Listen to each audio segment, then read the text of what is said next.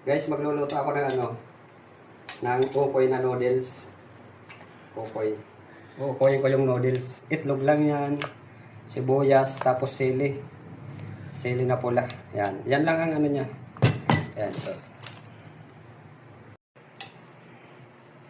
Maglalagay na ako mga loads. Ganyan lang. Medyo nipisan nyo lang yung para hindi masyadong. Yan. Ito yung ko, napreto na, yung naluto ko.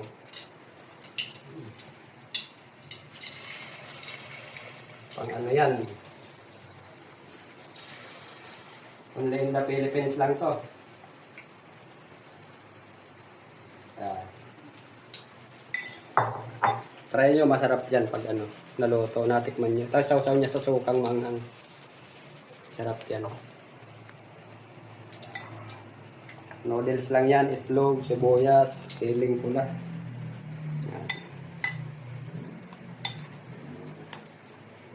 Huwag naman yung bukan nyo to, hindi yung mga fried noodles.